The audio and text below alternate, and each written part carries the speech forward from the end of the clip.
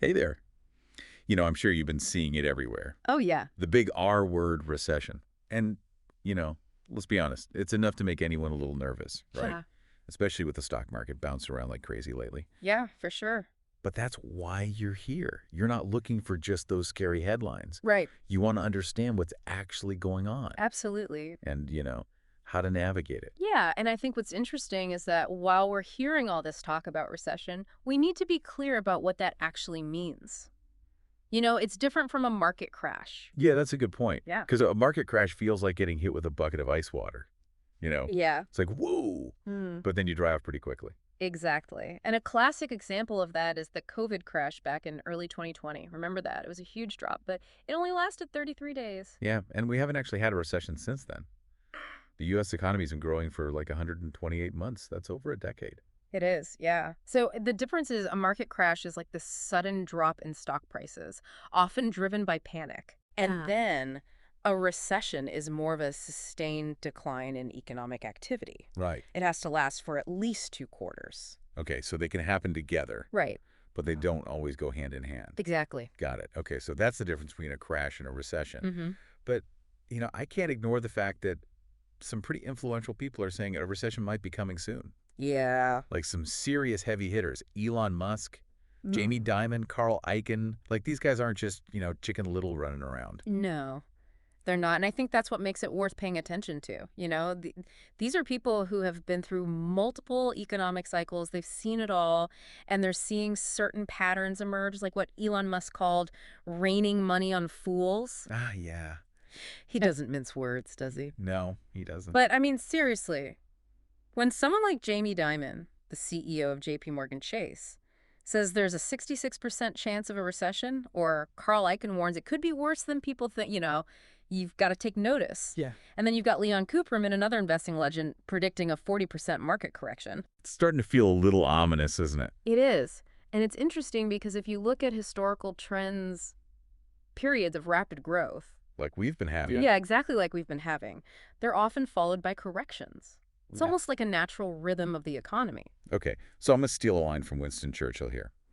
The farther backward you can look, the farther forward you are likely to see. Yeah. So let's take a look back at some market history. Okay. I mean, the U.S. has seen some major crashes, from the infamous 1929 crash, which saw an 89% drop, Oh, wow. wiped out fortunes, ushered in the Great Depression, to the more recent 2008 crash, where the market plummeted over 54% and triggered a global financial crisis. Yeah, a lot of us remember that one Yeah, we do. vividly. Yeah. But the thing is, after each of these crashes, there was a period of economic expansion. That's right. Some of them lasted for years. Yeah, setting the stage for innovation and new industries to emerge.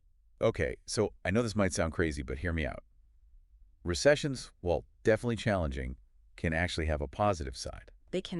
It might seem counterintuitive, Yeah. but recessions can act like a forest fire in the economic landscape. Whoa, whoa, whoa, hold on. A forest fire.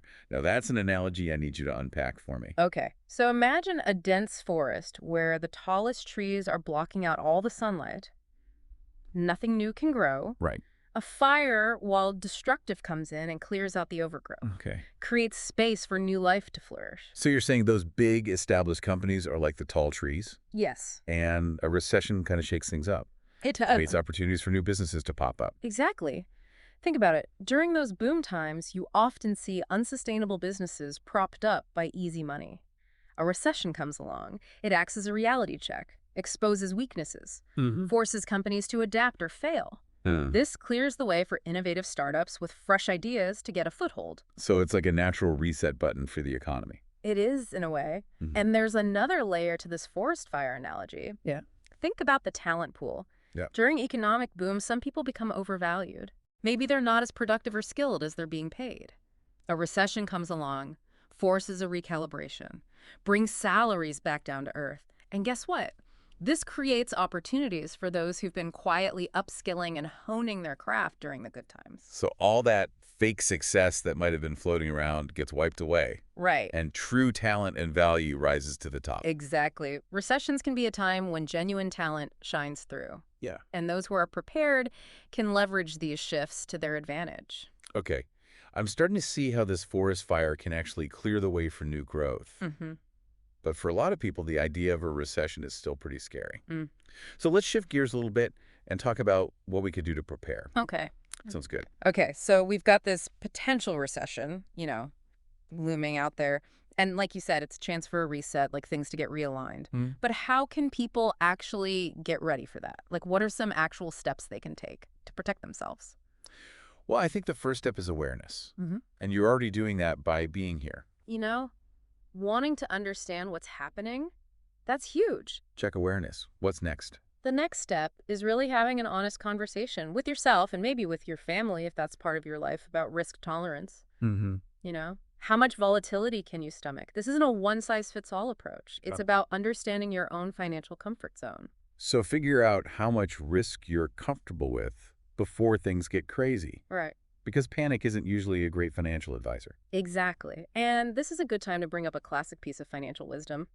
Cash is king, Ah, yeah. especially during a downturn. Yeah, I can see why if prices drop and you've got cash on hand, You're ready. you're ready to buy. It's like, having your shopping list ready when the big sale starts. That's it. That's the idea. Having liquid assets gives you flexibility and buying power when others might be forced to sell. Okay, so we've got awareness, we've got assessing our risk, Yeah. building up those cash reserves. Yeah. What about real estate? Should people hold off on buying a house if they think a recession is coming? It's wise to be cautious in the real estate market if you're not planning to stay in that property for the long term. Okay.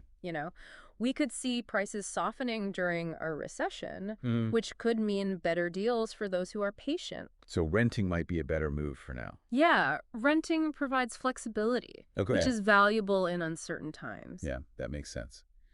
Okay, now let's talk about those who are running their own businesses. Okay. A lot of our listeners are entrepreneurs, and I imagine a recession can be especially stressful when you're the captain of your own ship. It can be. What advice do you have for them? Well, having a solid business plan becomes even more critical during those turbulent times. Okay. It's like having a detailed map when you're navigating a storm. So not just a general idea, Right. but a really well thought out plan. Exactly. You need to know your numbers inside and out, identify potential challenges, and have strategies in place to adapt. Adapt to changing So conditions. changing conditions. That makes a lot of sense. Okay. Now, I want to touch on something we hear a lot about during times of economic uncertainty, precious metals. Mm. Is it true that gold is a safe haven during a recession? There's a historical basis for that belief. Okay. Gold, and to some extent silver, they've traditionally held their value during periods of economic turmoil. Why is that? Well, they're seen as tangible assets, a Yeah. hedge against inflation, and a store of value that's not tied to the stock market. So it's like having a little insurance policy in your portfolio. It's one way to think about it.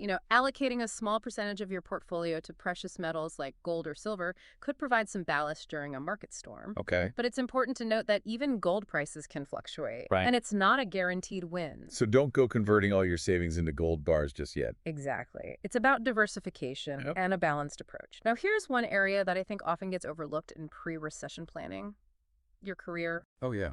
That's a Yeah. good point. That's something everyone can relate to, regardless of whether you're an investor, homeowner, or entrepreneur. How can people protect their careers when things start to feel shaky? It's about becoming what I call recession-proof. Oh, okay. Recession-proof. I like that. And the best way to do that is by being indispensable. So it's not about keeping your head down and hoping for the best. Right. It's about making yourself valuable. Exactly. Upskill. Take initiative. Go above and beyond in your role. Be the employee that everyone relies on, Mm-hmm. the one who brings solutions to the table. So even if there are layoffs, you're the one they want to keep because you're the rock star. That's the idea. Mm. And finally, if you haven't already done so, now is a great time to review your investment portfolio. Make sure it aligns with your risk tolerance and your long-term goals. If a recession does hit, you don't want to be caught off guard with investments that are too volatile for Right. your comfort level. Yeah, that makes sense. Okay, so we've talked about how to prepare for a potential recession. But what about when it actually hits? How can people not just survive those tough times, but thrive in spite of them? That's where things get really interesting, because recessions, while challenging, Yeah. also create unique opportunities that often go unnoticed. Ooh, I'm all ears. Okay, one strategy might surprise you: monetize fear. W- Monetize fear. What do you mean by that? Think about it. During uncertain times, people are hungry for solutions Okay. that offer stability, security, peace of mind. If you have a product or service that helps people navigate those anxieties, Mm-hmm. you're in a prime position. So you can provide value by helping people solve problems that are even bigger during a recession.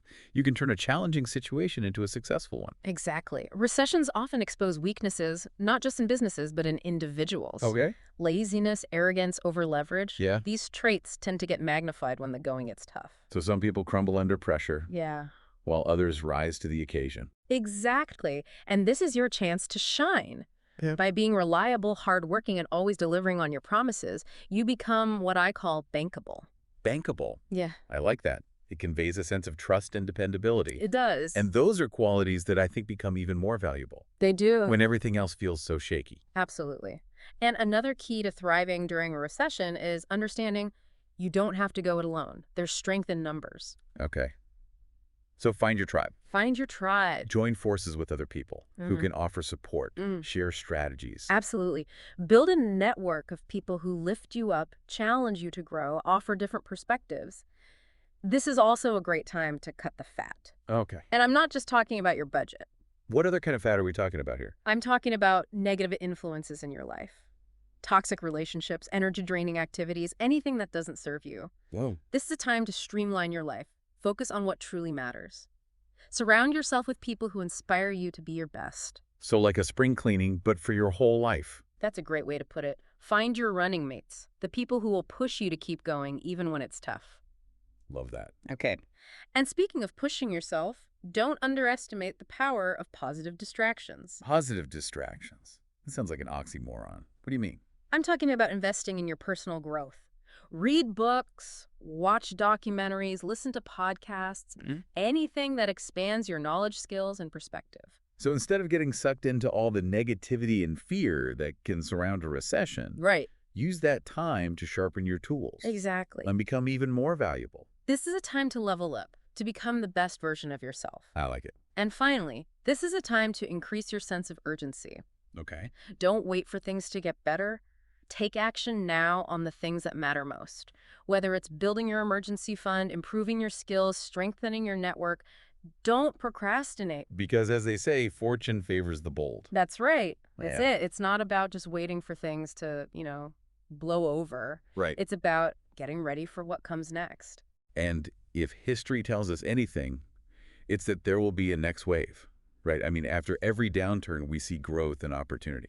That's the pattern. The economy moves in cycles. So the key is being prepared. Mm-hmm. To capitalize when that upswing comes. Exactly. And that's why all these steps we've been talking about are so important. So what we do now Yeah. determines how well we'll do when that growth comes back. Absolutely. It's Right. like, are you going to get swept along with the current, or are you going to be the one surfing on top of it? Okay, I'm definitely feeling more like a surfer now than a piece of driftwood. Right. We've covered so much in this deep dive. Understanding those key differences between market crashes and recessions. Hearing from experts who are seeing those warning signs. Right. But most importantly, figuring out how to not just survive a downturn, but actually use it to our advantage. And I think that's the key takeaway here. Recessions can be tough, but they also create these unique opportunities for those who are prepared. Remember that forest fire analogy? Yeah. It's not just destruction. It's about clearing the way for new growth and innovation. And we can all be part of that, Yep. right? We can prepare financially, strengthen our skills, build those networks, and just cultivate a mindset that sees opportunity even when things are uncertain. That's it.